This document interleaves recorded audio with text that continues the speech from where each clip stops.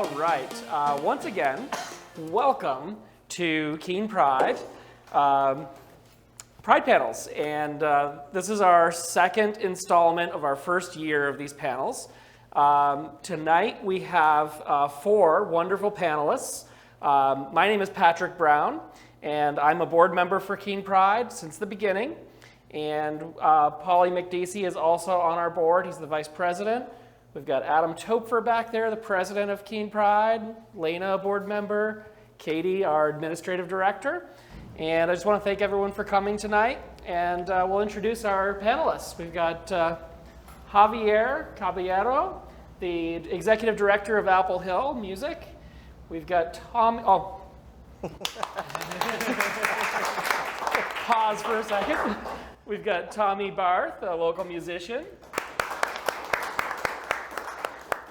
We've got Paulie McDeasy, my spouse of 19 years, and vice president of Keene Pride and a local drag performer. And we've got Levi Barrett, the chair of Keene Pride Outdoors, and our resident money man who has been with us since before the beginning.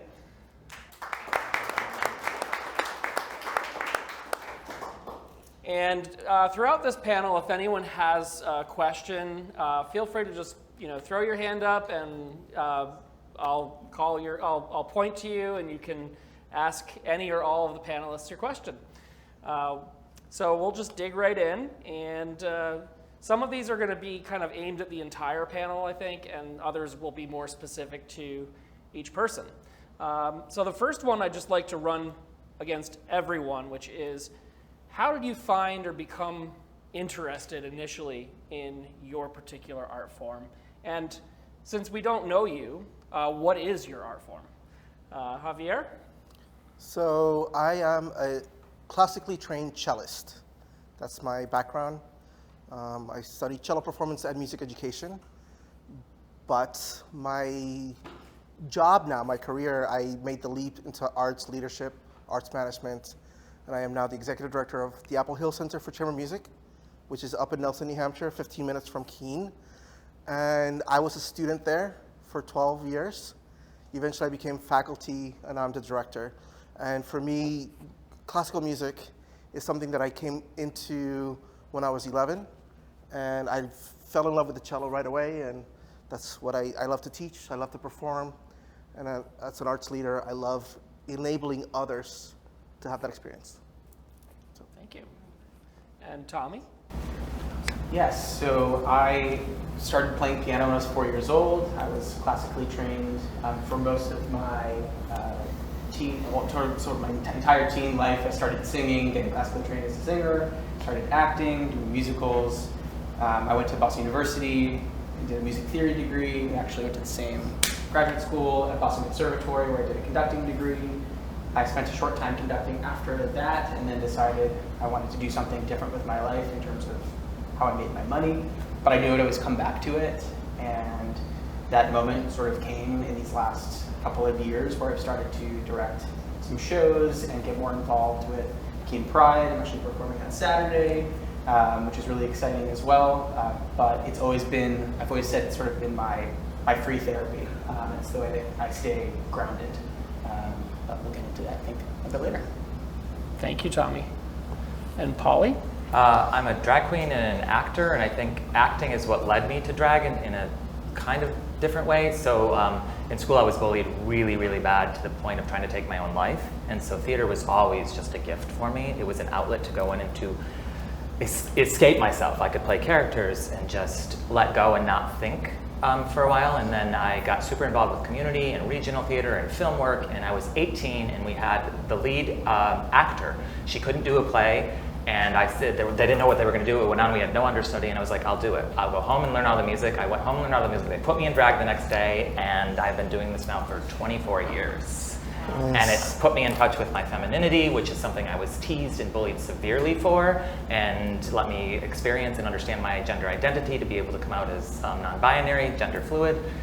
And so it's just been a real great gift, and now doing it for Keene Pride and the people I meet that come to the shows, it's so much more to me than performance. It's connecting with my community and talking to everybody that comes, and I get so much joy. I hope as much joy as I'm, bringing to people that watch me perform.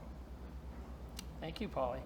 And Levi, you're really here for the nature portion. I am. If you have an art form that you'd like to talk about, you're welcome to. About an art form? Probably not really. Okay. So maybe I'll throw questions more specific to you. What are some unique challenges or barriers that LGBTQ plus youth may face in accessing and enjoying outdoor activities, and how can we address them? That's actually good because it's kind of a similar question. Or I can talk about it the same way. So my connection to the outdoors isn't really tied to any specific events. It's mostly, I grew up in this area, so being in that region, there's a lot of outdoor access, so I was very accustomed to that growing up. One of the kind of youth activities I did that was really important for me was, particularly I went to summer camp in the White Mountains for a couple years growing up, which was a really big deal, probably the most intensive hiking outdoor type times of my life. So I think I kind of have that youth experience from growing up. That particular experience for me was actually tied through my church, and so I have some other feelings associated with that are not, the most welcoming exactly all the time for, being a gay man, but overwhelming experience for that was just very positive, and the nature part kind of, very, very much overwhelms any religious aspect of it. So when I think about kind of youth access, I think, there are lots of things like that, kind of camp activities and outdoor things that exist, but they kind of don't take into consideration everyone who's showing up to those events and what they might need.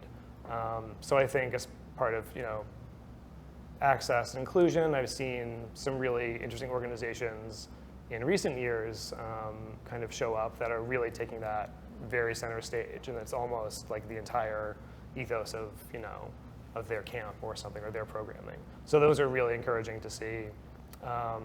But just, running those programs in general is very challenging. As someone down there in the panel might know, running summer camps for youth is a whole big thing. Yeah.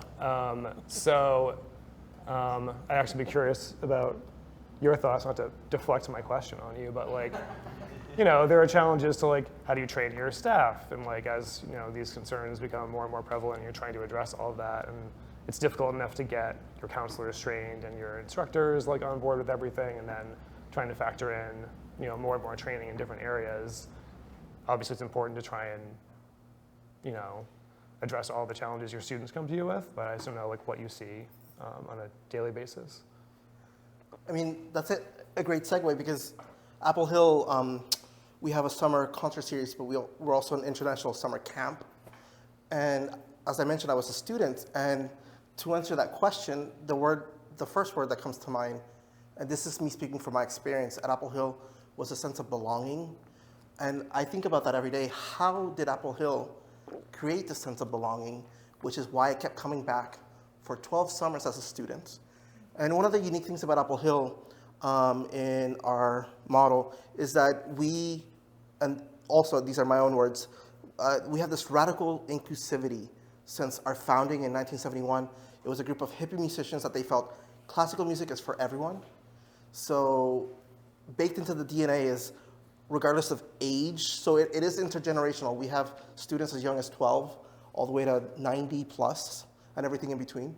So inclusive of age, gender identity, religion, culture, language, and musical experience level. So it's not just for students that want to pursue a musical career. There are those of us that just want to do it on the side. There are those of us that are not sure. So Apple Hill, for me, when I arrived that first summer, coming from this naive student coming from Florida all the way to New Hampshire, I had never been up here, and right away I just felt welcomed and included, and like I found my people, and like I belonged. And one of the things that I think how we're able to do it is because it's not only in our actions, it's in our words. We actually talk about our values. Anytime we have new crop of students arrive, I give a welcome, or I talk about, we're not just here to make music. We're here to build community. We use chamber music as our tool. And our values are everybody has a voice, everybody deserves to be treated equally. And each one of us is on our own journey, and we're here to encourage you on your journey, musically and holistically beyond music. So that's one of the things that I felt at Apple Hill, particularly with our summer camp. We're able to create a safe space for everyone, particularly LGBTQ plus youth, including myself. I was coming to Apple Hill before I was even out. And it was just one of those places where when I finally did get to the place where I could be out, how should I say, there was no hesitation with the Apple Hill community. There was hesitation with my community back home, but not at Apple Hill. So it's just one of summer camps, nature, it's just one of those places where art, that we have an opportunity to create a sense of belonging for everyone, particularly youth, but all of us. Thank you, Javier. And some of you may have already kind of answered this in the last question, but what did your art form mean for you as an LGBTQ youth? And also, as you grew, became a teen, or in your adult life, what does it still mean to you? And I don't know if you wanted to elaborate at all, Javier, or? I'll just do it briefly and I'll pass it on to Tommy. For me, it was just expression, an outlet for expression. It opened up a whole new world for me to use my voice that I didn't have otherwise. Yeah, absolutely. I would piggyback on that and say, especially as a closeted child, and knowing that your voice is muted and you can't express yourself freely, having art in any form, at least for me as a singer and a musician, composer, playing piano, no one can hold me back from that, right? And it's interesting to hear you say you go to Apple Hill and you feel almost like you're released. I remember my first, all-state choir rehearsal where I looked around and realized that half of the male section was gay, and it was the first time I had been around other gay people, and how much of a release that was for my soul to just be able to be myself. But it's not surprising. That's what art is for a lot of people, and I think that's why it's so important, particularly for youth, to have that in their lives, so that they can explore who they are and try to find out who they want to be.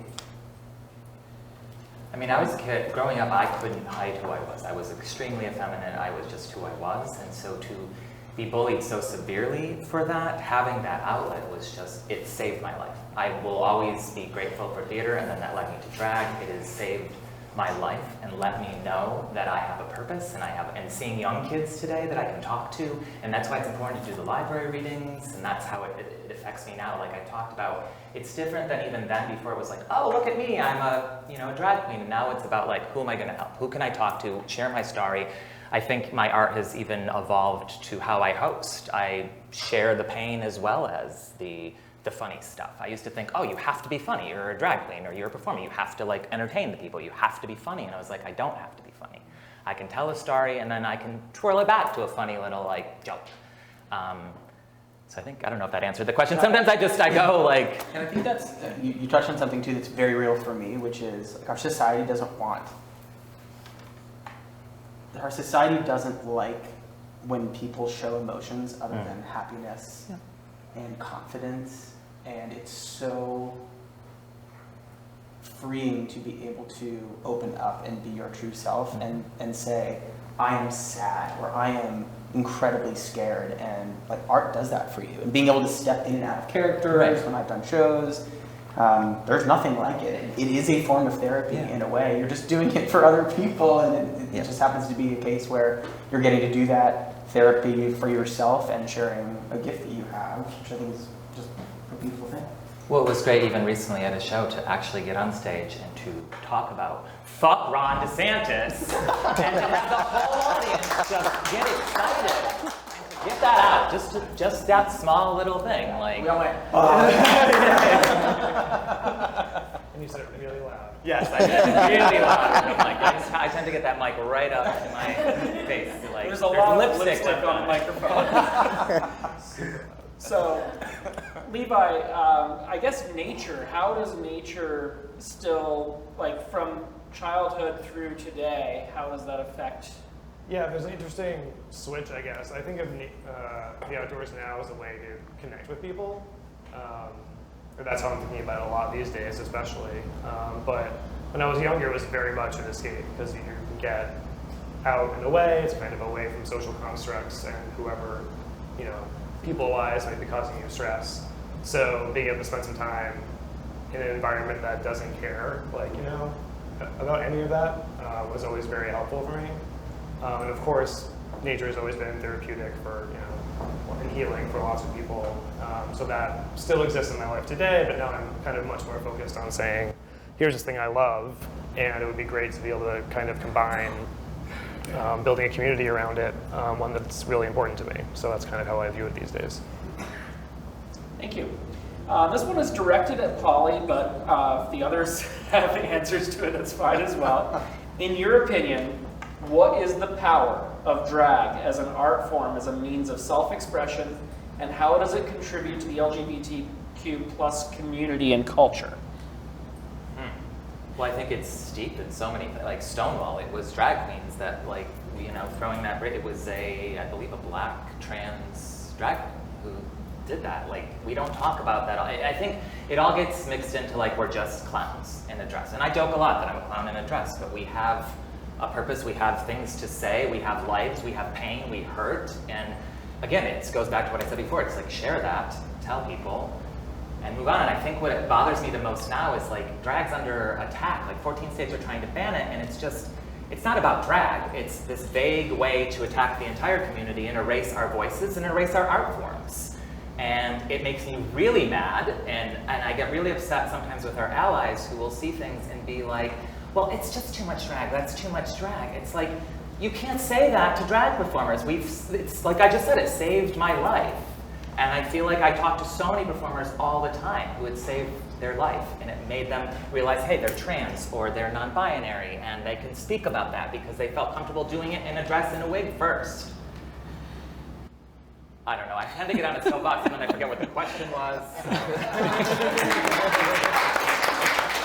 Well, I can say personally in the last week I've steered clear of Facebook fights, but for some reason I've renewed my battle with people that I know because I keep getting these memes about ask not why drag children shouldn't be around drag queens, ask why drag queens are looking for an audience of children. And that stuff infuriates me. I would trust my family, anyone's children with any drag queen I know, and I know dozens of drag queens. But there are so many people in positions of power that I would not trust my child, my friend's child, or my family with. So, soapbox over.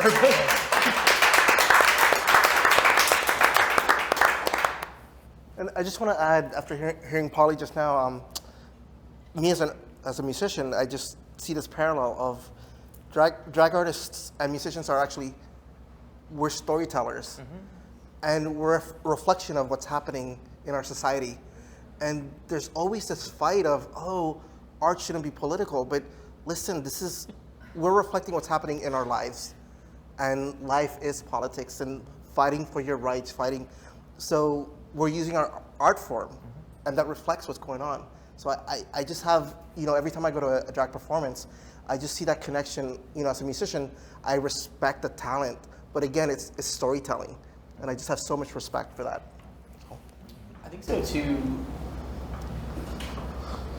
Part of your question was what drag means for the community and what it does. And I think it challenges the community itself around its ideas of masculinity and femininity. And I think there's, even within our own community, a lot of people who are transphobic and don't understand drag. And I think it actually helps the community question and think about how it perceives masculinity and femininity. I know for myself, I've been evolving in this for a long time. First time I went to a drag show, I thought, what a crazy looking clown with a great voice. But over time, you start to see these performers and you talk to them when they're out of drag, and you start to realize that they're actually more comfortable sometimes in their drag than they are out of their drag, and how powerful that can be, that they can jump into another part of who they are. I just love that idea that like, we are made of many parts and we're not just one person, and being able to jump into a different version of yourself is not unhealthy. It's actually really important to explore your whole person. Well, and I think as an actor too, like I play characters, but it's so different with drag because it is so personal to me because it is a part of me. It is like that character is just amplifying parts of me that I didn't feel like had a voice when I was 12 or 14 or 16 or 22. And how do you feel? You're making your drag debut with me on Saturday. For the first time. My new drag daughter. Don't clap yet. And that's absolutely part of what I was thinking. You know, people have said, "Why don't you do drag?" And I've always been like, "No, that's not me." And I've like been asking myself more and more. And as I've seen you perform and see how much joy it brings you, what is it about it that I'm so afraid of? And I had some pretty deep demons of why I didn't want to do it that I am still kind of working through, but I'm excited to just jump in the deep end of the pool on Saturday and just see what happens, because that's what art is. And again, if anyone ends up with a question, This is for Holly and Tommy too, but would you say that your drag persona is an alter ego, or does that oversimplify it? How would you describe your relationship as drag? I think I would look at it before as an alter ego. It's like, oh, it's somebody I can slip into, and now I'm like, I could sit here right now and do the voice, and I can it's just instantaneous and it's a part of me. And like I talked before, it was instrumental in me being able to come to terms with my gender identity. Because I was so bullied for being so effeminate, and not from my family, but it was intimidating because all my family, all my dad and my uncles, they were all jocks, and it was all like, hey, there was articles of them, sports articles, and I was never into sports, you know, and I'm lucky that I had the parents I had. My dad was amazing and knew, okay, he doesn't want to go play baseball, so let's take him shopping, let's get him a Barbie doll at like 8, and my mom knew I was dressing in her heels and wearing her clothes, and it was fine, and so I'm at the top of the landing of the staircase, you know, singing Little Shop of Horrors, you know, and it was just accepted. And so I was really lucky in that, because that is not the case of a lot of my friends who are drag performers have said. And as someone who, I've never really done drag. I'm getting a little bit of a drag persona because I'm around Holly. Daddy Soulless. I can say that being around a variety of personalities, every drag queen is a very different individual. And some of the drag queens I know, like Mama Mayhem, for example, those are two very different personalities. When she puts on the wig, she becomes Mama. And she takes it off, and there's this different person there. And other people are the same person when they put the wig on. So it's just nice to see. Well, I would say, sorry, because it's my husband, so I would never interrupt the moderator, but you know. Of course. It's our marriage. So it's that, that's the thing that's different, I guess, for me, is there's things I don't feel comfortable enough or confident enough to say right now as me, but I put on those clothes and that wig, and bet your ass it's coming out! So, sorry. Now I'm swearing. As you're about to make your drag debut, what is your motivation? What is it, why, for you personally, why are you doing this, and what does it mean to you? Thanks for the question. I would say I'm really attracted to the idea of jumping into someone else's shoes. So when I came to this idea, so my name is Miscellaneous, because I decided I don't want to be one character. I actually want to be able to jump into other people's shoes. So who doesn't want to be Lady Gaga on a Saturday night? So that's what I'm gonna do, and maybe I'll find one of these personas, and it really jives with me.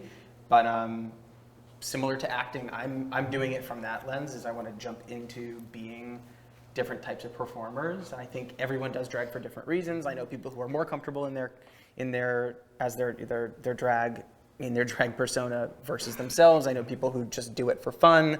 I know people who have multiple, sort of personas, and I think it's different for everyone. But for me, I'm trying to access a different part of myself through my art and jump into someone else's shoes, and we'll see how it goes. Thank you. This question is for Levi. In what ways can nature-based organizations and environmental nonprofits better support and collaborate with LGBT plus people? LGBTQ plus. I think the simple answer is to kind of put the people first in your programming, as opposed to kind of running the same thing and trying to make it a queer event, maybe. I've been talking to a lot of people as we've started doing our outdoor program, who are very concerned with, understanding whether or not the organization, cares significantly about, the people first before just doing the environmental event, even though that's important to this constituency, but they want to make sure that it's not an afterthought.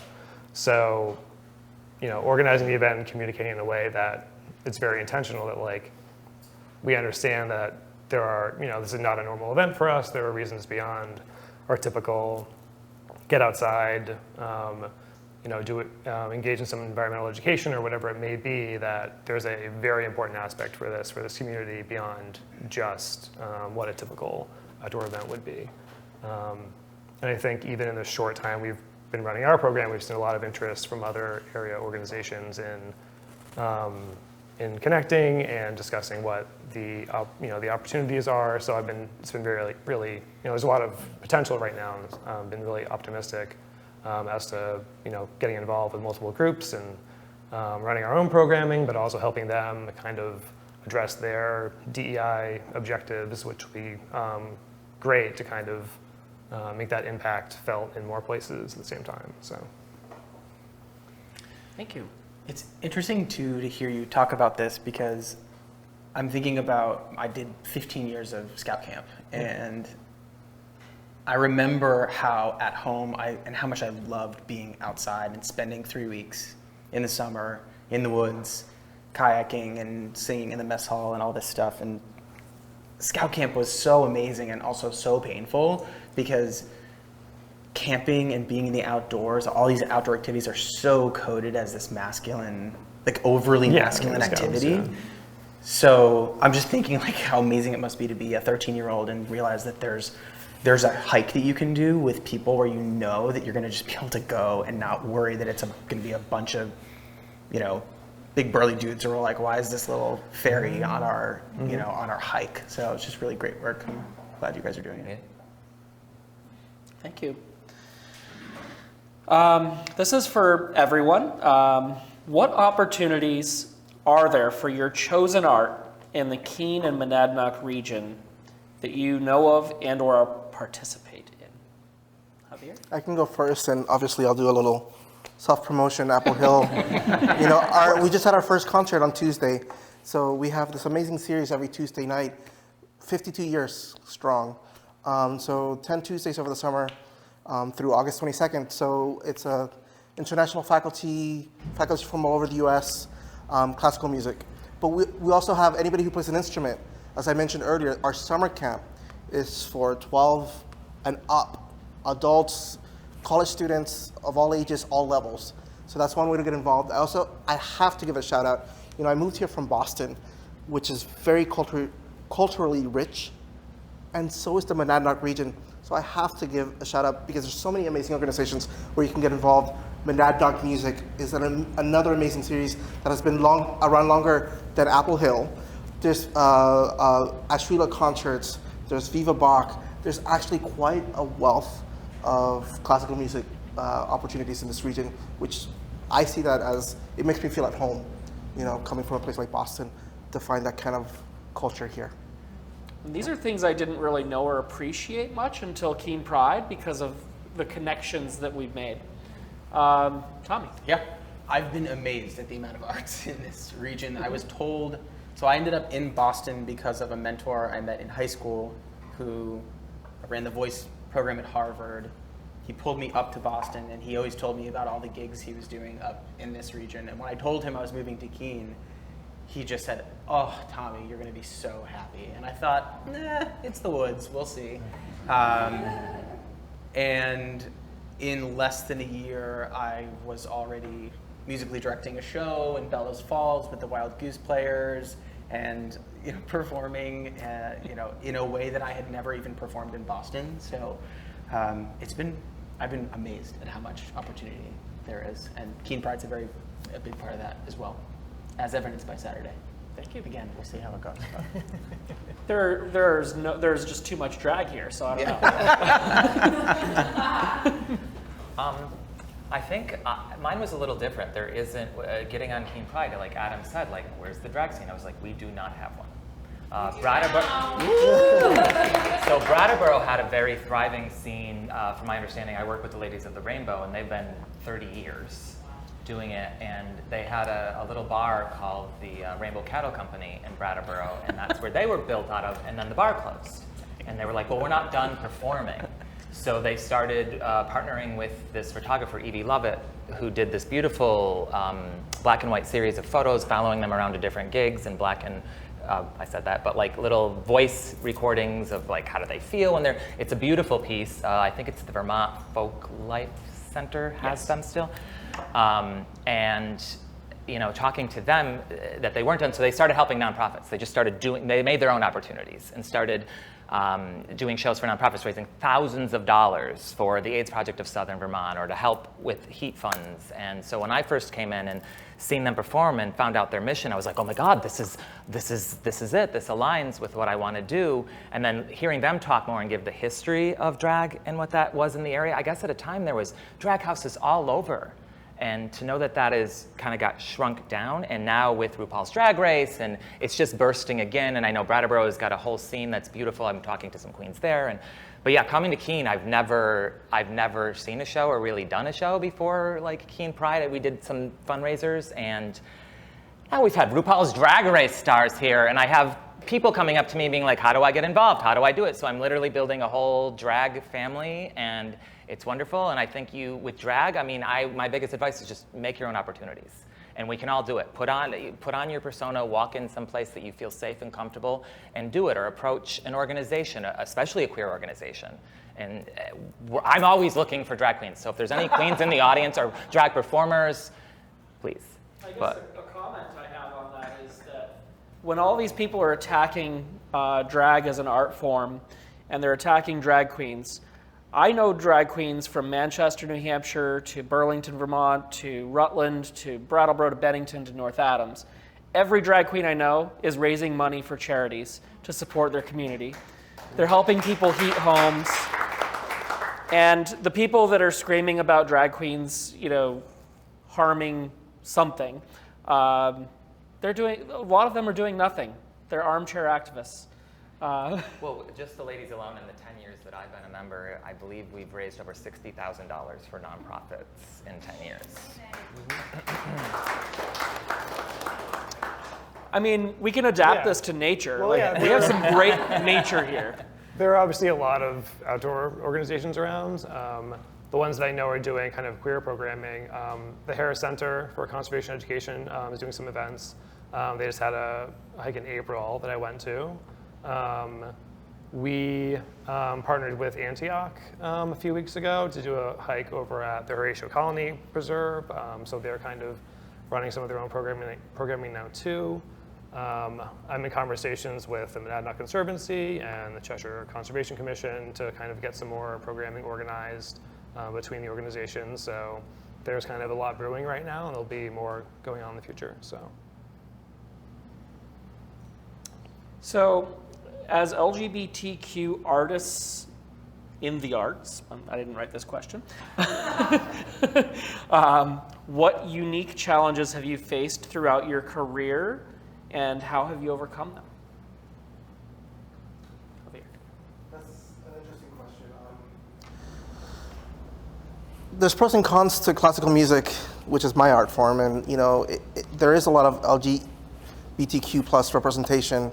So that has helped some, but no matter where you go, you still do experience, whether it's comments, assumptions, lack of programming and representation, even something as, how should I say, that many of us might not think of, but dress codes in the classical music art world are not necessarily as inclusive.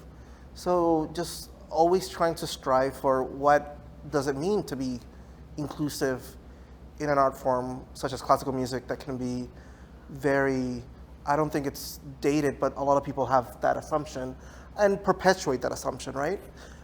With their behaviors and traditions. And So have you encountered like dress code as in like male, female, like yeah, the binary? Yeah, and the fact that nowadays, you know, we if we want to be more inclusive, the fact that we should stop using men should wear this, women should wear that. You know, we should realize that there's so many more options, and we need to think about that proactively rather than waiting until somebody, you know, asks and then no, we want to keep it this way and kind of reacting. Right. You know. Whereas gender is an expression. It's... Exactly. So in a field like classical music, sometimes, you know, there's a lot of representation, but our field sometimes it's late to the game to catch up to the fact that so many of our community members are from, you know, different identities, and that's something that I encounter quite a bit in the world of classical music. Thank you. Tommy. I agree. Yeah, the classical music portion of my career is littered with examples where I did not feel like I could be myself, where as a conductor I was expected to walk out, bow, wait for the applause to finish, step on the podium, put your hands up, and it's just this, you know, rinse, wash, and repeat, do it exactly like it was done 100 years ago, which always blew my mind. Break the fourth wall, have a conversation with your audience, tell them why you're here, tell them why you're excited. And that's a critique I have of the classical music world in general, is that no wonder it's dying, because we're doing it the same way that we did 100 years ago. And there's, you know, green shoots all over the place around organizations that are doing things differently, but I do worry. You know, I hosted a Monadnock music event at my home last night, and it was wonderful, and it was inclusive, and it was comfortable, and you know, there were kids like sitting on benches, and we were all having like a glass of wine or some punch, and I hope for the classical world that they're able to make it a more inclusive space, make it so that people can bring their whole selves who may want to experience the art in a more comfortable way for them. Otherwise, I worry for the future of the art form. But I do have to say, though, I agree with all of that. It's not dying only because there are so many people that are in the community, like us, that won't let it die because we believe in it and we realize that we belong here, that we're belonging in, and we're going to make sure that this community continues to be inclusive.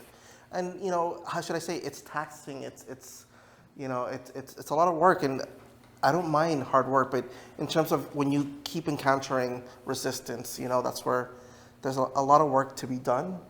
But I'm committed, and I do see, for example, there's places of hope. Apple Hill is one of them, where it's just a place where everybody's welcome, and it's very, you know, inclusive. So there's a lot of work to be done, but there are people doing it too. So, Thank you. Polly.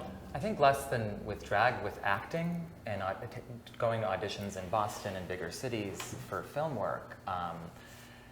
Every time it was like, you know, I'm too effeminate, I'm too gay. I actually had casting people tell me I was too gay for a role, and I used to believe that. I used to like, really, how do I change that? I'd look in the mirror and I was like, but I can't change that. Like, I can act, but I can't not be queer. This is who I am.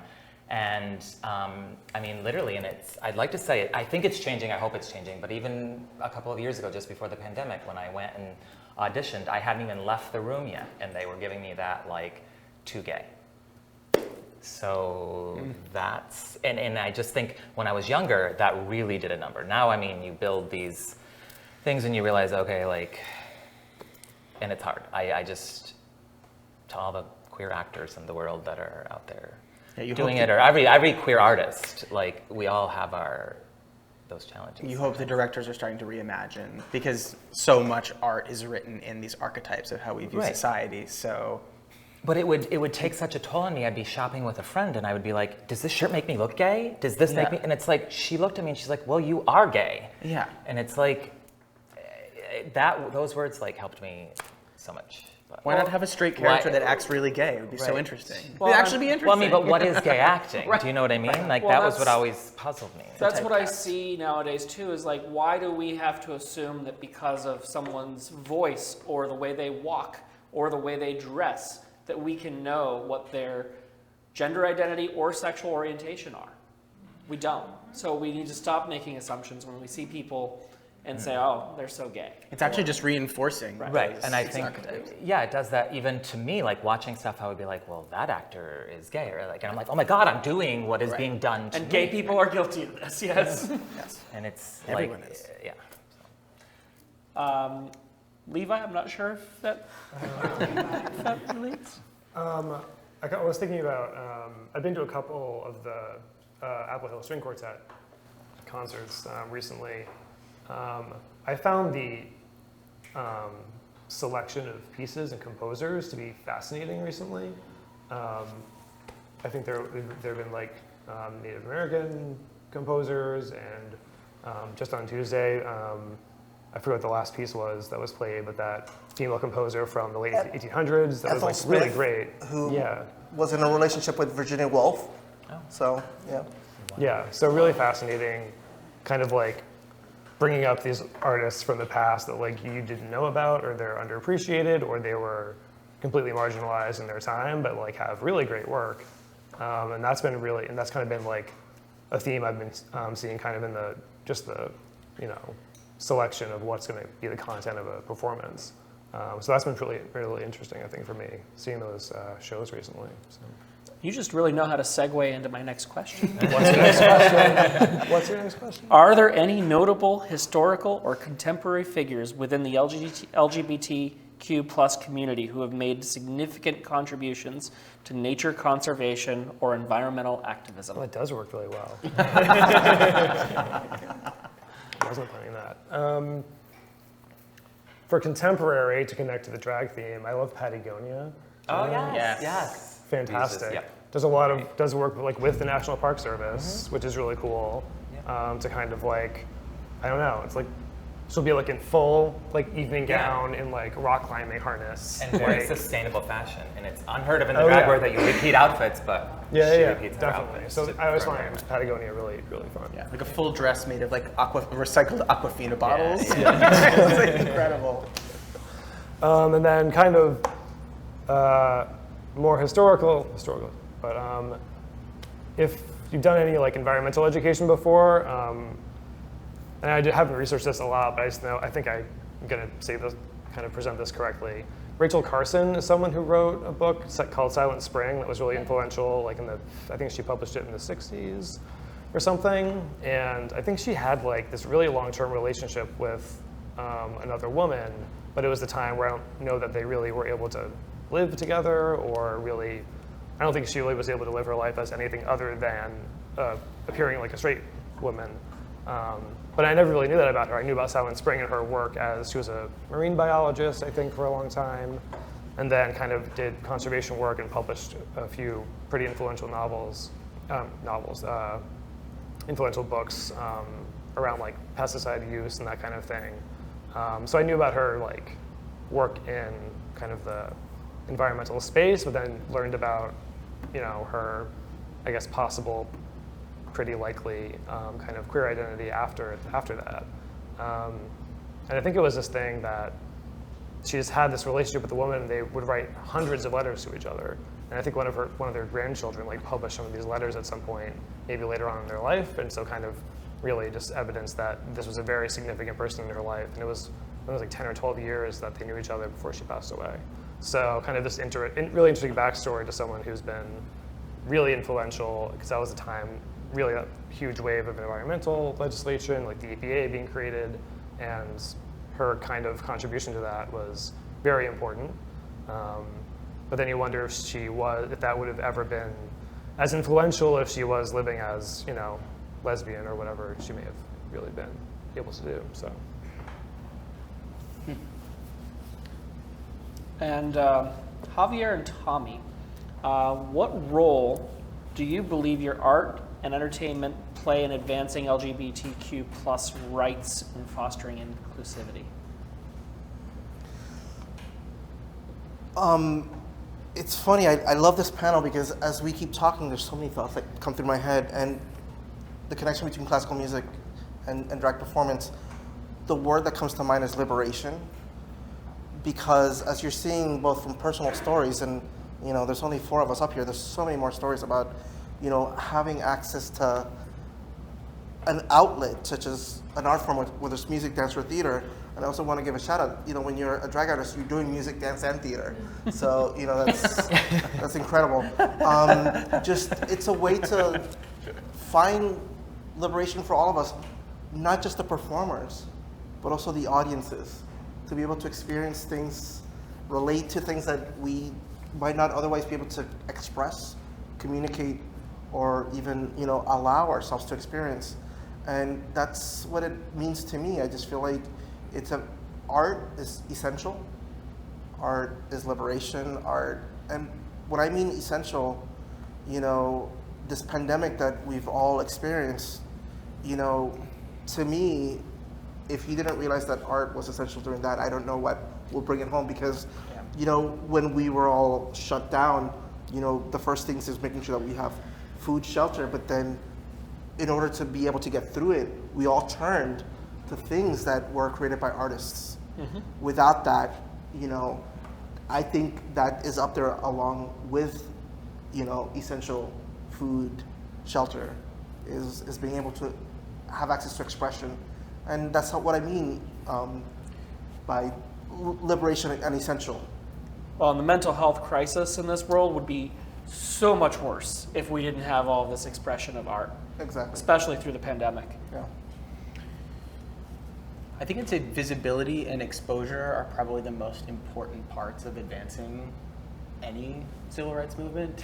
And these signposts along the way, whether it was, Rocky Horror or something like that, they started to advance the agenda and normalize it. I think when I was growing up, Queer Eye for the straight guy was pretty much the only thing in the zeitgeist that I knew. And that was very confusing because I really didn't identify with that community. So I thought, okay, if I don't want to do makeovers, I guess I don't belong in that community at all. But as I experienced more art that had more different versions of all types of people in them as a child, I started to realize that I could find my niche and be myself. So for folks both in the community trying to determine who they are and figure out and who they are and who they identify as, and folks who are outside of the community getting the exposure to the community and everything, the multitudes that we consist of, there's really no other way. I mean, whether it's spoken word and in art or theater, music, visual art, it's just, I think it's our greatest tool. And you could argue, rather than giving stump speeches and 10-point plans on how we can change society, we should probably be using art to change, change things. I think about there's the city of Medellin in Colombia. So this one of the least safe places in the world at one point, and the government decided to tackle crime through culture, and today it's one of the safest places in South America, and it's one of the most culturally rich places I've ever been in my life. So I wish society would lean more on the arts and stop hammering the National Endowment of the Arts like it's a waste of money, when it's actually one of the ways that we can advance society in a positive way and make everybody's lives healthier. In adapting the question to Polly, I'll add acting, filmmaking, and drag to how does your queer identity influence your artistic expression and the stories you choose to tell through acting, filmmaking, and drag? Oh, I search them out now. Like, even now, like, hoping to produce a queer play, or I'm looking, I'm always reading, and I'm always like, oh, that's a queer author, that's a, I'm a drag queen, I don't know what, yes, I wouldn't be doing this if, sorry. And Levi, how does nature help influence I have a different question for Levi because I don't want to twist that one too much.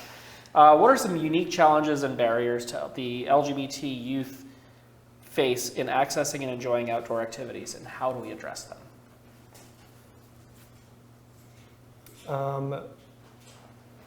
I think, it's probably similar to what we've kind of been talking about, creating those spaces where things are really approachable, especially for youth who may not be in a place where they feel confident to just try something brand new. Trying to figure out what are the barriers to entry for those things, kind of what's a low stakes, like get someone introduced to a new activity and new people where they can feel comfortable. So it's probably, there's an aspect to that that's probably pretty important. And then, it's kind of all of our responsibility to make those things happen. No one else is probably going to do it. So figuring out ways like, whatever we're all involved in our daily lives, like what is the kind of thing that we can do to make something easier for really anyone, but like youth in particular, like, those experiences when you're younger can have a much, an outsized impact on on a lot of your life. So if there's anywhere that, we're interacting with youth, what are even the small things we can do to make it easier for that, for that kid that day? So even really small things can have a huge impact. So, I can say that my life in knowing each and every one of you has been improved greatly. And I think about being a queer kid growing up in a town with like 1,200 people. And if I had had access to Apple Hill or some of the things that you all are describing, or even being able to go to a drag show or go out on a hike in nature with kids that were like me, it would have changed my life. I don't regret my childhood, but I envy what we might be able to create for future generations. Lena? What's your advice for artists who are allies, or even, let's say people who are administrators in nature activities, where we want to create space for queer voices, we want to promote queer art, but it's not our story to tell? How do we balance both being an ally and supportive and being inclusive in our art without taking the place of someone and telling a story that's not ours? If I can jump in, that's a great question, and I have a lot to say, but I also want to share the stage. But with great power comes great responsibility. So when we have platforms, using it, reaching out, and one of the things that I've learned, that intersectionality, I'm a gay, Latino man, so there are stories that I want to share from my experience that, maybe I didn't have the representation growing up that I want to see and I want others to see. But then for the communities that I want to include that maybe I'm not a part of, realizing I need to center their voice. If I want to tell those stories, I need to bring them in, let them lead, and make sure that it's a collaboration from that way, rather than what happens a lot is that we're like, oh, well, I want to do this. This is my thing. I want to tell those stories, but it's my thing, so I'm going to tell it, even though it's not my experience. And there's a way to do it respectfully. So I want to say, don't be afraid to reach out, but also realize that there are people from those communities that you want to represent that want to tell those stories. Bring them in, have a genuine conversation, give it time. You don't have to jump in and rush into it. Give it time so that it's authentic, and making sure that if you want to share that story, center that community. I like that you basically said give some ownership to the queer person in the project. Absolutely. Yeah, I agree. Like, hire queer people, consult with other queer people, just be respectful, listen. That's the first thing. Sometimes we all want to talk, but you need to listen to know our stories and know that, like, it's not, like, my experience is going to be different from Javier's experience, from Tommy's experience, from Levi's experience, from Adam, from Patrick, from any queer person. We're all different, so if you listen, I don't think we would be in so many problems right now if we just listened and shut up sometimes. Do we have any questions for the panelists from the audience that may not relate to any of the questions that were asked? Could be just about Tommy's drag performance on Saturday, or the next Keene Pride Outdoors event, or the next Apple Hill event. Question, just as a comment. You guys are wonderful.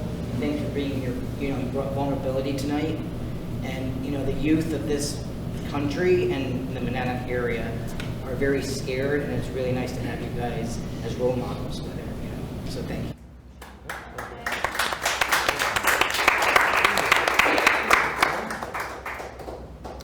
I guess the question I have for each of the panelists would be, from myself as a Keene Pride board member, what can Keene Pride do to help promote your art form? That's a great question. I'll go first. I reached out to Adam, and we're doing a cross promotion. Apple Hill is presenting a program next spring, April 24th, 2024, of focusing on LGBTQ composers. And I reached out to Adam, so we're going to do a cross promotion, making sure that both of our communities know about that. So that's one way of looking for ways to partner, again, in ways that are authentic, that are mutually of interest to our communities. Yeah, two things. I'd say one, I think I'm officially the music director of Wild Goose Players in Bellows Falls. Got voluntold into that job, but I'm very happy to do it. So excited about in the same vein, the collaboration between theater and Keene Pride. I haven't seen that yet, so that's very exciting. And two, just selfishly, I love cabarets and piano bars and that type of activity, and I would love, love, love to do a cabaret piano bar night in Keene, just like they do in Ogunquit, just like they do in P-Town. So. And there's interest! So. Yeah, I agree. I came back from New York and I was like, we need a piano bar night. Yeah, I'm here. So I guess being on the board, I feel really supported, and always, with drag, Keene Pride changed my life. I don't know how else to say that. And I don't think I went into it when I remember Patrick's like, oh, my new employee is starting an organization. I'm like, oh, okay.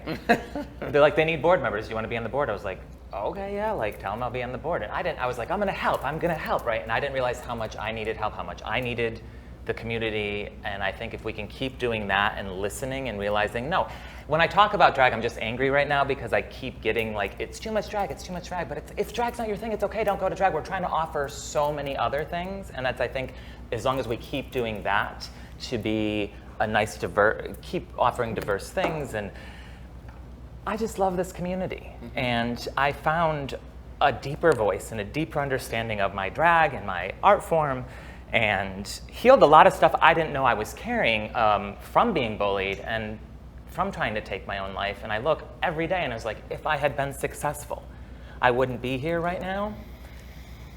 And I love being here right now. And I love Keene, again, we started a business, Years Queerly Entertainment, so that we can bring queer entertainment throughout New England into rural communities where they don't get to see drag race stars, or they are not seeing drag, or they're not seeing different performances, and whether it's burlesque or whatever, I feel empowered and strong, and I hope we keep listening to the voices of our community and try to keep our programming very diverse.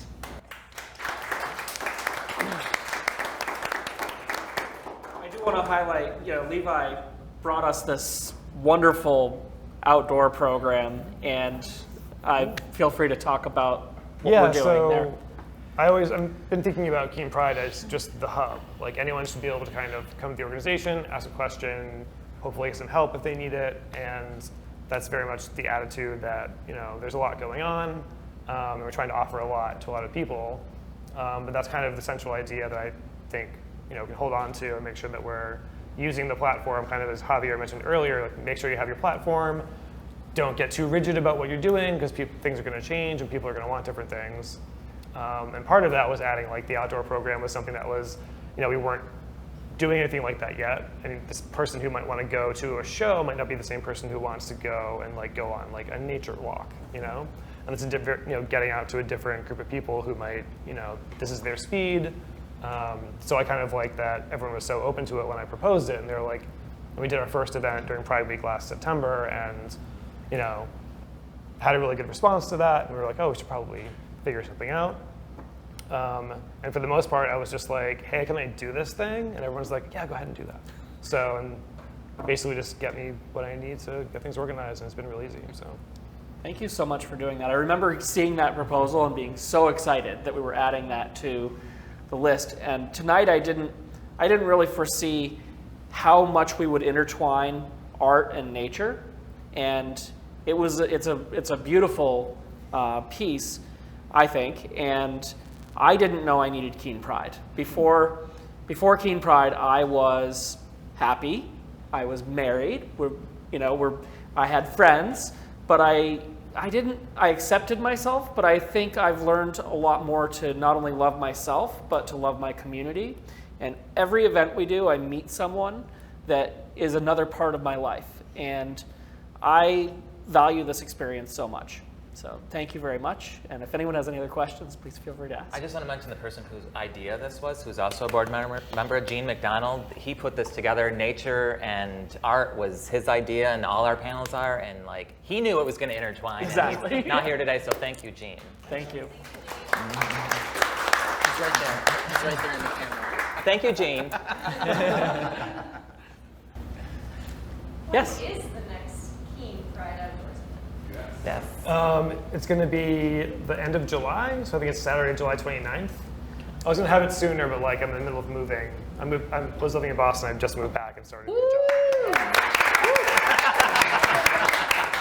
So I was going to do one sooner, but like at the end of July is now where it's going to be. So I'm trying to do a monthly event. So just keep your eye on the website. There's an outdoors page now. So I'll be basically once a month trying to get something together. So.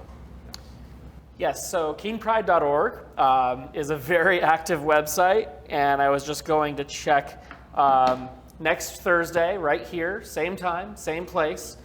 We have our next panel event, and it's spirituality and spirituality. So, I knew there was an and there, serenity and spirituality. All right, thank you. Good job.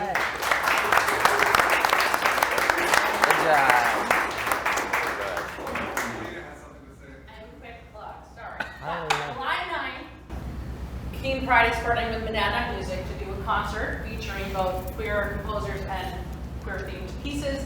It's a free event. It's at the synagogue. Sunday, July 9th, 4 p.m. Please come. The programs from Monadnock Music are always very wide in their programming. So you'll get sort of, this is going to be a little bit different, but usually, classic names and new composers, so there'll be something quite romantic, something more avant-garde. This program, as I said, is committed to queer artists, so it's a little bit different.